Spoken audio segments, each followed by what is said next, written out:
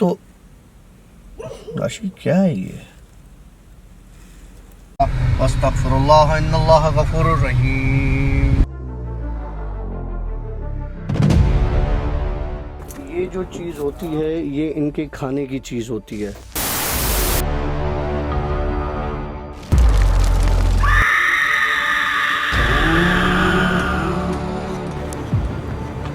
आशी, जो स्टोरी में अभी मैंने बताई बिल्डिंग, वो बिल्डिंग मेरे भाई, वो प्लॉट ये है, ये दीवार टूटी हुई है।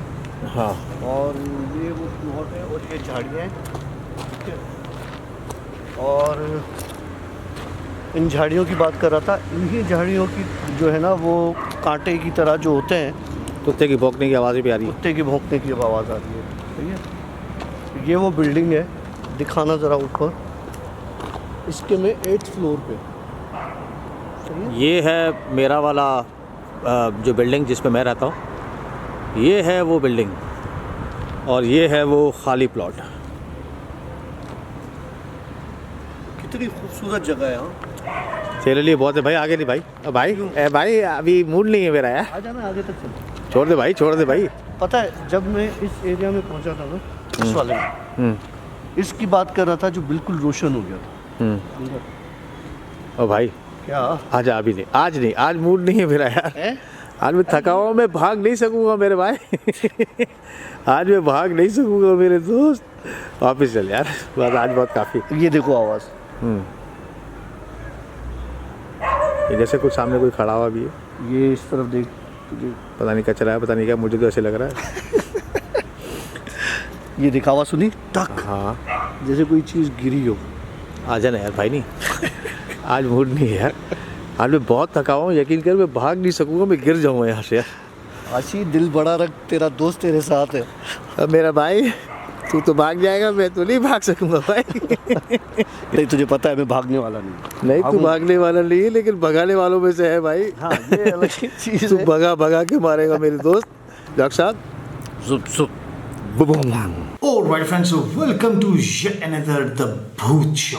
तो भूत शो की एक और सनसनीखेज, बल्कि आज वाली स्टोरी में 3-4 ट्विस्ट और टर्न्स हैं। क्योंकि हमने दोबारा उसको रिव्यू किया है। यस, अभी हम सिस्टम पर रिव्यू करके अभी आके स्टूडियो में बैठे। मैं थोड़ी सी स्टोरी को पहले मुकम्मल कर देता हूँ ताकि आपको बात समझ में आए कि मसला हुआ क्या था। जो भी आपने पार्ट देखा जिसमें हम बिल्डिंग में अंदर गए, और मैं थोड़ा सा डरावा भी था क्योंकि ऑफ कोर्स मैं सारा दिन ट्रैवल करके आया था, थका हुआ था। तो मैंने कहा डॉक्टर साहब आज नहीं यार, आज मैं इतने मूड में नहीं हूँ कि भाग सकूँ। वेल, अब सीन ये हुआ कि हम लोग स्टोरी करके जैसे गाड़ी में आके बैठे तो हमारी स्टोरी का जो फर्स्ट पार्ट था वो अनफॉर्चुनेटली, ये हमारी जिन स्टोरीज में होता है उसमें से जो फर्स्ट पार्ट था वो ऑटोमेटिकली सीक्वेंस से अगर हम देखें, एक पार्ट, दूसरा पार्ट, तीसरा पार्ट, सबकी सीरियल नंबर वीडियो की सेम आ रही है। एक बीच का पार्ट वो टोटली मिसिंग है, रिकॉर्डेड ही नहीं था। मतलब जैसे part 1, part 2, part 3 number same चल रहा है, लेकिन एक पार्ट जो हमने रिकॉर्ड किया था वो स्टोरी आई ही नहीं। और ये हमारे साथ पास्ट में भी हो चुका है, काफ़ी बार हुआ। लेकिन सिर्फ जिन स्टोरीज के टाइम। अगर आप मेरे व्लॉग्स देखेंगे कभी किसी के साथ ऐसा नहीं होता है, लेकिन इसमें हुआ। वेल, ये तो रहा एक पार्ट। अब डॉक्टर साहब उस स्टोरी को कंटिन्यू करेंगे, लेकिन स्टोरी पे जाने से पहले जब हम स्टोरी को भी रिव्यू कर रहे थे, अभी हमने इसको चेक किया। डॉक्टर साहब आप मुझे बताइएगा कि जिन स्टोरी में आपने आगे जो बताया है, देखिए, आपने मेरी गाड़ी में रिकॉर्ड की हुई एक स्टोरी देखी होगी पिछले हफ्ते। उसमें मैंने आपको बताया था कि जब मैं उस बंदे, उस बुज़ुर्ग या जो भी था उसके पास रुका जिसने मुझे तस्वीर दी थी, तो वक्त रुक गया था। अच्छा ठीक है, वक्त रुक गया। मैं वापस आया, आशी आ गया था। आशी ने बोला 15 मिनट हुए। मैंने कहा नहीं, मुझे ऐसा लग रहा है कि 2-3 घंटे गुजर गए या 3-4 घंटे गुजर गए या दिन गुजर गए। इस तरह से मुझे महसूस हो रहा था। अभी जब हम उस स्टोरी को रिव्यू कर रहे थे कि हमें स्टार्ट का पार्ट दोबारा उसके साथ लिंक करना है, तो इत्तेफाक से मेरी वॉच और आशी की वॉच इकट्ठे पड़ी हुई है। अगर आप देखें वीडियो में मेरा भी हाथ नज़र आ रहा है, काशिफ का भी हाथ नज़र आ रहा है, हम दोनों बोल रहे हैं, लेकिन टाइम दोनों के वॉच के अलग अलग है। वो घड़ी आज भी मेरी सही टाइम दे रही है, इसकी घड़ी सही टाइम दे रही है, लेकिन उस वक्त स्टोरी के वक्त में मैं आशी से 2 घंटे पीछे चल रहा हूँ। मेरी घड़ी में टाइम चल रहा है 10:30 अगर आप आगे जब स्टोरी देखेंगे तो आपको पता चल जाएगा। मेरी घड़ी में टाइम चल रहा है 10:30 और डॉक्टर काशिफ की घड़ी में टाइम चल रहा है 8:30। समझ में नहीं आया मन तक कि आखिर इस चीज़ के पीछे क्या था। और उसके बाद वही घड़ी डॉक्टर साहब कंटिन्यूस पहन रहे हैं। बिल्कुल सही है, मैं घड़ी वो कंटिन्यूस पहन रहा हूँ आज, क्योंकि मैं रेस्टोरेंट पे था, वहाँ से डायरेक्ट आया तो मैंने वो घड़ी उतारी हुई थी, तो उसमें भी टाइम बिल्कुल ओके चल रहा है। तो ये एक और चीज़ भी है, वो देखिएगा, अच्छा भी है, जिस पे हमने सर्कल मार्क किया अभी। ओ यस, जो जिन स्टोरी पे जिस प्लॉट पे हम लोग उतरे थे, जिस बिल्डिंग को हम दिखा रहे थे, उस मार्क को, रेड मार्क को ज़रा फोकस करके देखिएगा, कुछ अजीब चीज़ है जहाँ पे हमने रेड सर्कल किया है, ज़रूर देखिएगा।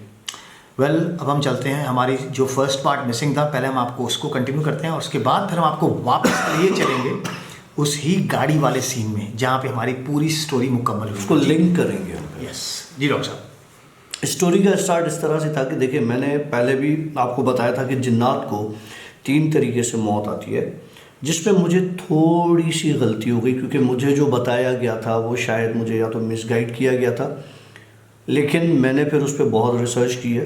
तो मैं आपको बताता हूँ कि जिन्नात को 3 किस्म से मौत आती है।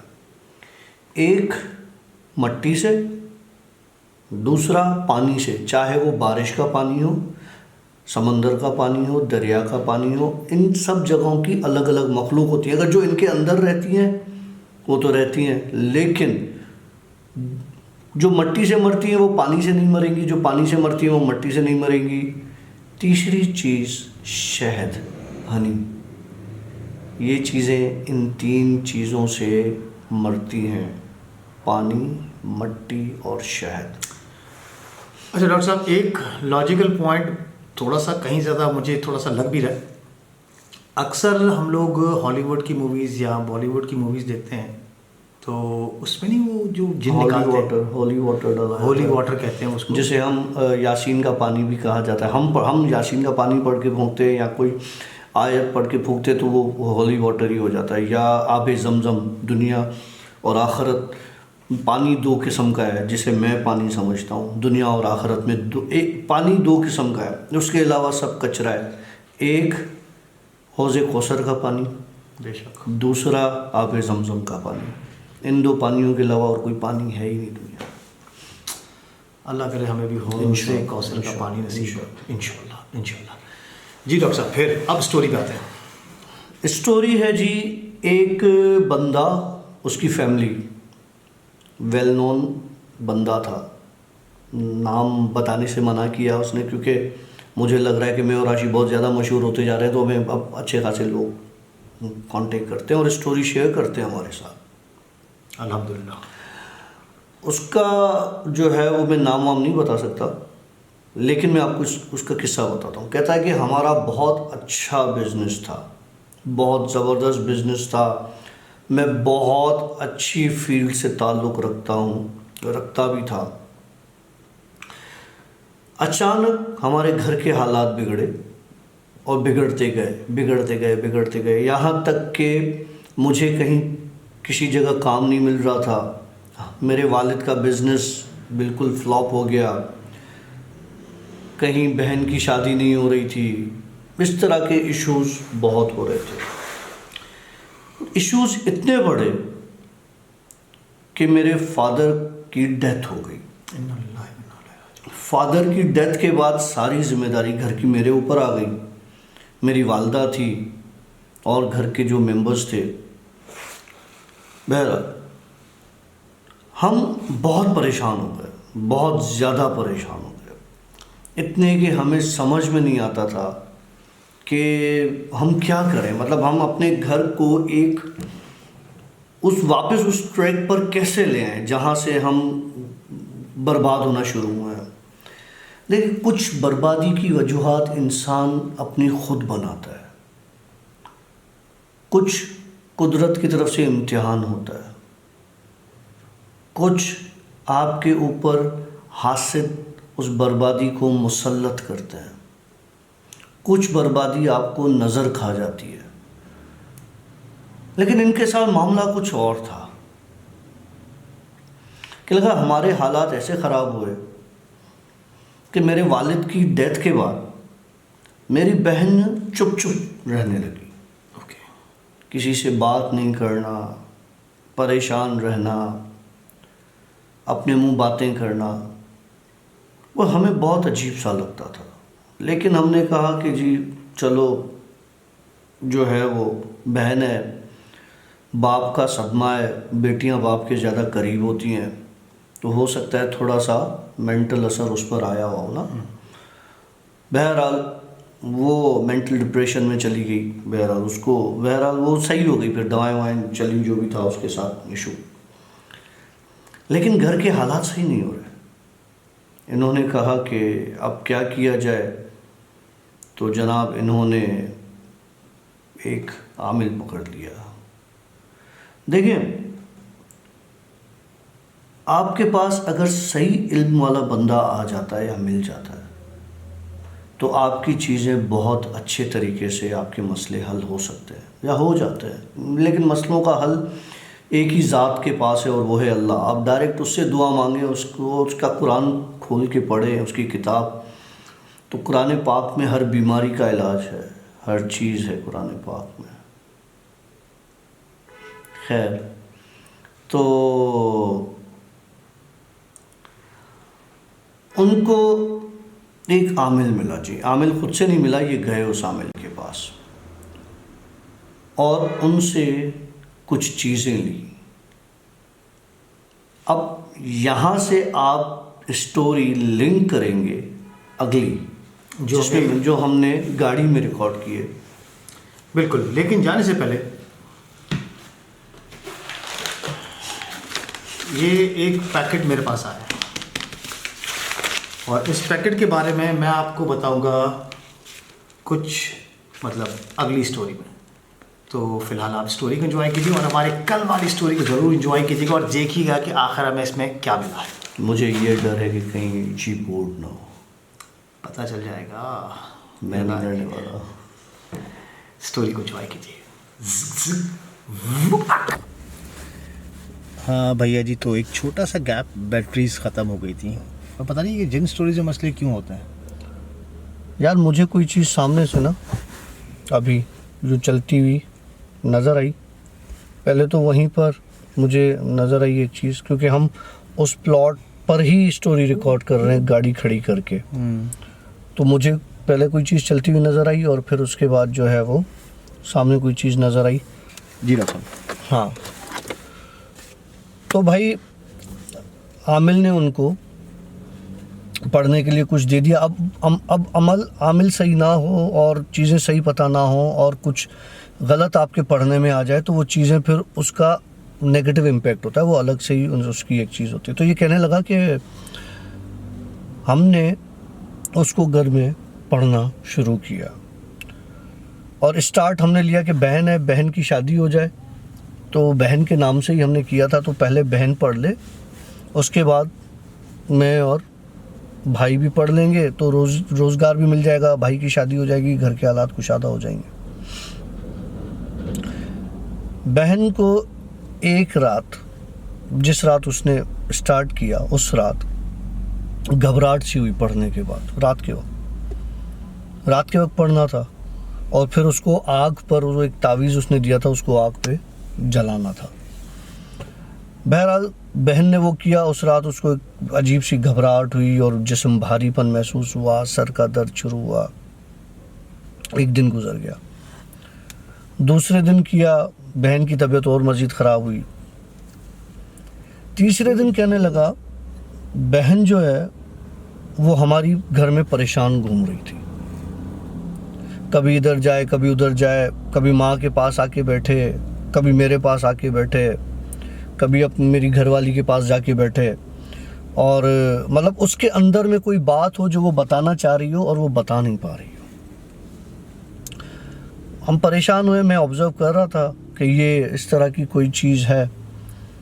तो मैंने अपनी वालदा से उसका जिक्र किया कि अम्मी आप पूछो कि ऐसा मसला क्या। मैंने अपनी बेगम से भी कहा कि आप बहन से पूछ लो कि ऐसा क्या इशू है, क्यों इतना परेशान घूम रही है, सब सही तो है, खैरियत तो है। तो उसने अपनी माँ से डिस्कस किया कि पहली रात जब मैंने ये किया तो मुझे अजीब सी घबराहट हुई दूसरी रात मेरा जिस्म भारी होना शुरू हुआ और तीसरी रात मेरे पैरों के पास कोई बंदा बैठा था। अब बंदा बैठा था, उनको यही लगा कि जो तावीज़ जला रही है और जो पढ़ रही है तो होगा कोई बुजुर्ग या कोई इस तरह की चीज़, या उसने आमिल ने कोई ऐसी चीज़ दी होगी जो उसके हक में हो और दुआ करने आ रही हो और कुछ इस तरह से। मतलब वो समझ रहे होगे कि पॉजिटिव अच्छा जा रहा काम, चलो अच्छा जा रहा है। वह उन्होंने छोड़ दिया। लड़की को समझा दिया, बेटा देखो ऐसा हो सकता है, वैसा हो सकता है, तुम परेशान नहीं हो सकता है, हम पढ़ेंगे तो हमें भी चीज़ें नज़र आएंगी और इस तरह से उस तरह से। बहरहाल वो बेचारी चुप हो गई। 1 हफ्ता उसने पढ़ा। 1 हफ्ते के बाद वो लड़की सुबह उठती थी, रोते हुए उठती थी। अब सारा दिन कमरे में बंद, रोना, किसी से बात न करना, परेशान हालत।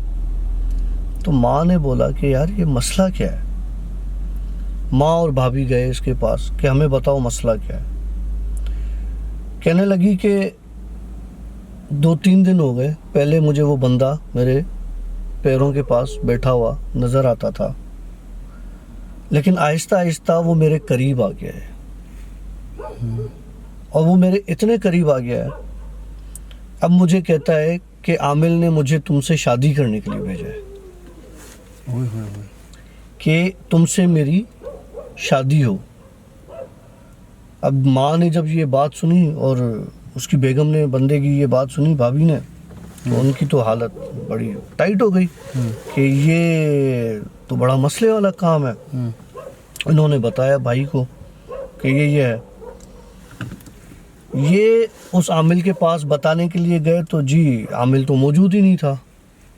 आमिल की जगह बिल्कुल खाली थी, सन्नाटा था, वीराना था, कुछ भी नहीं था वहाँ पर।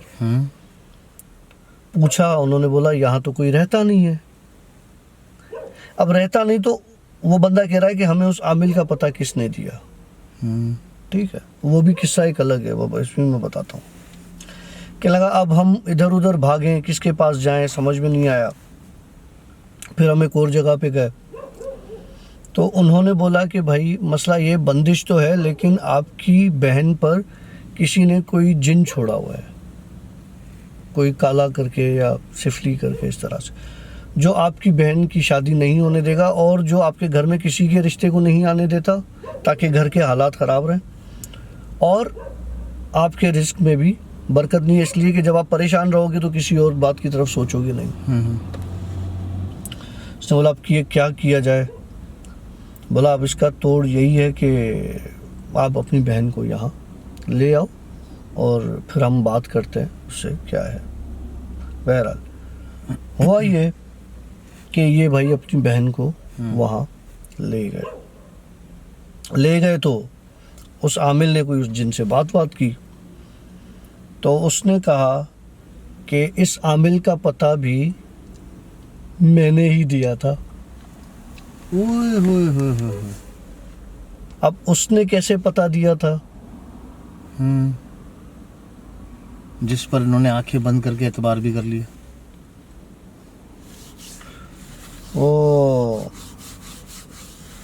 उसने क्या किया कि भाई उस आमिल का पता है जिन ने कैसे दिया।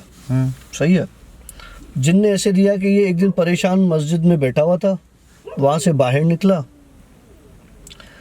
तो लोगों की भीड़ थी, तो राशि क्या है ये?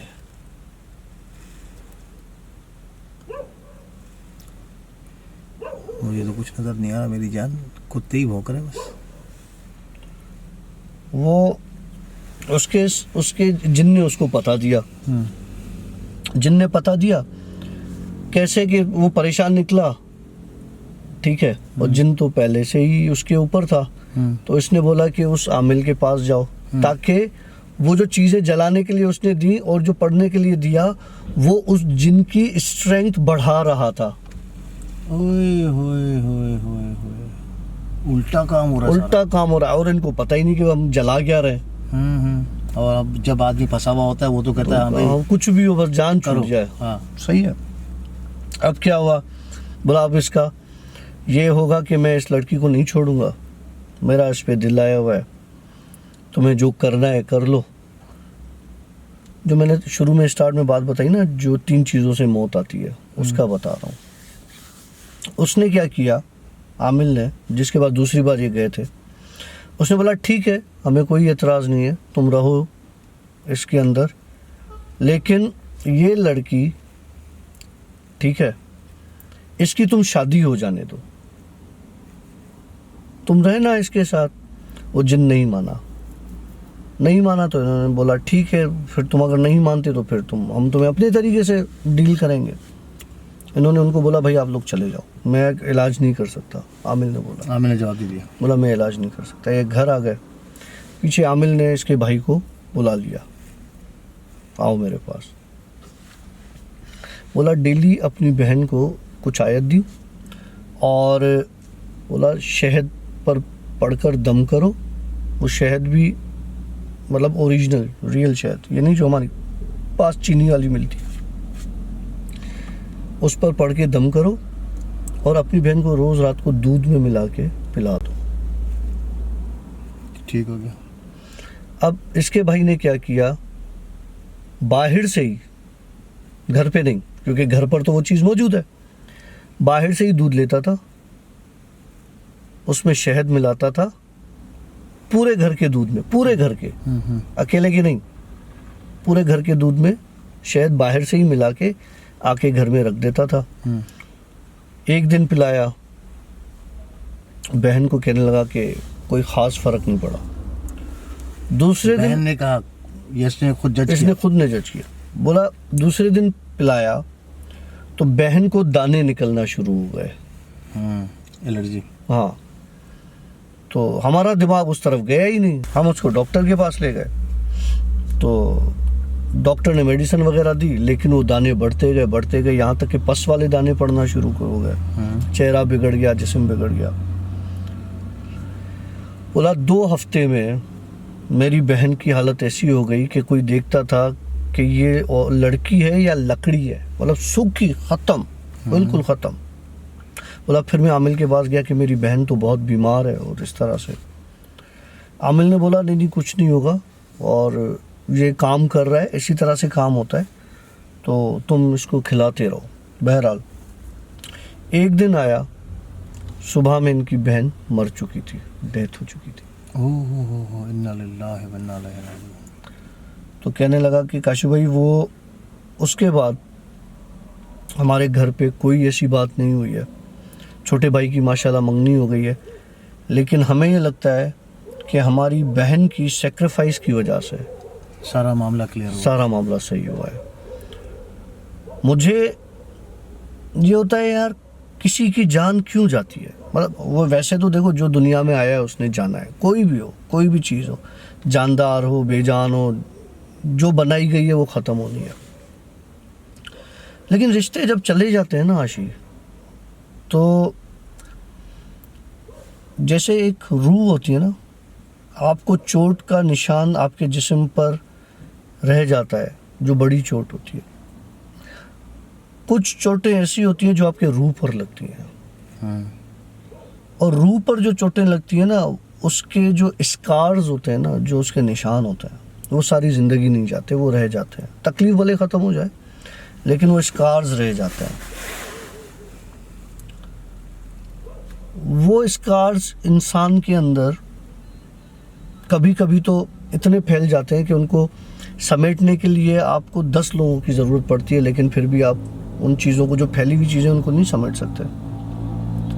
लेकिन ये ज़िंदगी है, चल जाती है, इंसान जो है ना वो बर्दाश्त कर लेता है, बहुत स्ट्रॉन्ग है। वैसे भी वही डॉक्टर साहब वाली बात कि मौत बरहक है। जो चीज़ जिसको अल्लाह ताला ने पैदा किया है उसको एक दिन इस फ़ानी दुनिया से जाना है, ठीक है। हाँ, अगर किसी की मौत हुई है तो वो सोच लीजिएगा, समझ लीजिएगा कि ये एक कुदरती अमल था, उसका मरने का टाइम था। किसी ने किसी को गोली मार दी तो वो उसका टाइम मुकर्रर था मरने का, भले भी ज़रिया कोई भी हो। अब जन्नती असर हो, एक्सीडेंट हो जाए, कुछ और चीज़ हो जाए, वो सब एक ज़रिया बनाया जाता है। इसी बात के पीछे एक बात बताता हूँ मैं। इजराइल ने कहा, या अल्लाह, मैं जब इंसान की जान निकालूंगा तो इंसान कहेगा कि इजराइल ने मारा, मतलब ये तो सारा मेरे ऊपर इल्ज़ाम आ रहा होगा ना कि इजराइल जान निकाल के चला गया, इजराइल ने मार दिया, इजराइल ने ये करवा दिया। अल्लाह ने उससे वादा किया कि अगर कोई मरेगा तो कभी तुम्हारा नाम कोई नहीं लेगा। आप ये बात नोट करें कि जब कोई मरता है तो हम ये नहीं कहते कि इजराइल ने मारा, हम ये कहते हैं एक्सीडेंट में मर गया, हार्ट अटैक हो गया, हार्ट अटैक हो गया। हाँ। अल्लाह ने इजराइल पर एक कवर चढ़ा दिया कि ये तेरा काम है, तुमने करना है, चाहे तुम्हें पसंद हो चाहे ना पसंद हो, ये तुमने करना है। हाँ, जैसे हम बहुत सारी जॉब्स करते हैं, ठीक है, ये तुम्हारी जॉब है। इजराइल से पूछा कि अच्छा बता कि तुझे सबसे ज़्यादा दुख किसकी जान निकालने में हुआ और कब हुआ? तो उसने बोला मुझे 2 लोगों की जान निकालने में बड़ा दुख हुआ, बड़ी तकलीफ हुई। तो अल्लाह ने पूछा अच्छा कौन से? तो कहने लगा एक उस औरत की जिसका नौमौलूद बच्चा था, समंदर के बीच में नाव थी और तुमने कहा कि इसकी माँ को मार दूँ, मैंने मार दिया उसको। बोला मुझे उस औरत की मौत पे बहुत दुख हुआ और उस बच्चे पे बहुत दुख हुआ। फिर सवाल हुआ दूसरा, तो कहने लगा दूसरा एक बादशाह था जिसने जन्नत अपनी दुनिया में ही जन्नत बना ली, मतलब उसके फ्लोर पर डायमंड हर तरह के बिछे हुए, जैसे पानी शीशे की तरह साफ होता है ना, उस तरह का फ्लोर था उसका। दुनियावी जन्नत बना दिया। दुनियावी जन्नत, मतलब उसने बोला कि जन्नत मैं बनाऊंगा। और जब वो उस जन्नत में एंटर होने लगा, अभी पाँव उठाया ही था तो उसको मौत आ गई। तो उसने इतना किया लेकिन उसको आपने इतनी मोहलत न दी कि वो जन्नत देखे। तो कहने लगा इजराइल मैं अल्लाह हूँ, मैं बताता हूँ। बोला वो जो बच्चा था ना, बच्चा जिसकी माँ पर तुम दुख कर रहे हो, वो बच्चा वो बादशाह था जिसने दुनिया में जन्नत बनाई थी। और वो बोला मैंने उस बच्चे को, यतीम मिस्कीन बच्चे को बादशाह बना दिया, उसने मेरी नाफरमानी की, दुनिया में जन्नत बनाई, मैंने उसको वो जन्नत नहीं देखने दी। लेकिन एक यतीम मिस्कीन को मैं बादशाह बना सकता हूँ, तो तुम क्यों दुख करते हो? मतलब वो बच्चा क्या, उसे क्या पता था? एक कश्ती में था, माँ मर गई और फिर अगले ही सालों, कुछ आगे सालों में, हाँ, वो बादशाह बन गया। तो बनाने वाले कौन? जन्नत बना दी अल्लाह। वेल इट वाज मतलब मेरे हिसाब से बड़ी बेहतरीन स्टोरी थी और मैसेज भी था स्टोरी में, बड़ा कमाल। तो कभी भी आपकी तरफ आप किसी तकलीफ में हो तो आंखें क्या कहते हैं बंद करके ना हर चीज़ हर किसी पे एतबार नहीं करना चाहिए। तो उस चीज़ की पहले इन्वेस्टिगेट कर लिया करें कि यार एक नक्श दिया है, हो सकता है उस पर अल्लाह का नाम हो, तो जलाने के, हाँ जलाने के लिए बोला, तो कुछ भी दे दिया आपको, तो बोल दिया अब इसको आग लगा दो, अल्लाह माफ़ करे। तो थोड़ा सा आदमी अपना अकल शऊर भी इस्तेमाल करे कि यार जलाने के लिए कोई चीज़ कैसे दी जा रही है। कुछ चीज़ें हैं, कुछ मंतक है जो आज तक हम समझ नहीं पाए। वेल समझदार के लिए इशारा काफ़ी है। स्टोरी में आपके लिए एक मैसेज भी है, जो परेशान लोग हैं अल्लाह सबकी परेशानी को दूर करे, लेकिन उल्टे सुल्टे रास्ते इख्तियार ना करें। इंशाल्लाह ताला अल्लाह सबको अपने हिफ्ज़-मान में रखेगा इंशाल्लाह। एक और बात बताना चाहूँगा, मेरी रिक्वेस्ट है आप सबसे, अपने वालिदैन को दुआ किया करें, अपनी वालिद को, अपनी वालदा को बहुत दुआ किया करें। इसलिए कि कहते हैं कि वालिदैन को जितनी दुआ अपनी औलाद की लगती है ना, उतनी किसी की नहीं लगती।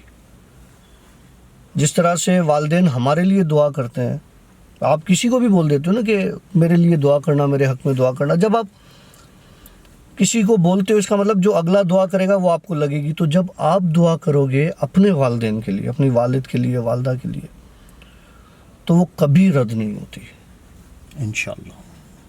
तो ये लाजमी किया करें। आपको नहीं पता कि उन्होंने किन हालात में आपका ब्रॉटअप किया। मतलब अगर आपके पास कोई ब्रांडेड चीज़ है इस वक्त, अगर आपके पास वो एक ब्रांडेड चीज़ आपने पहनी हुई है, आपको यही नहीं पता कि आपके वालिद ने बाहर कितनी मेहनत से वो चीज़ की होगी, तो फिर आपके सामने ये ब्रांड कचरे के अलावा और कुछ भी नहीं है। मेरे भाई मैं तेरा दुख समझ सकता हूँ। अबे वो चल। मैं इसलिए तेरा तो सोच सकता है भाई मेरे दोस्त। अस्तगफिरुल्लाह इन्नल्लाह गफूरुर रहीम। ये जो चीज़ होती है ये इनके खाने की चीज़ होती है।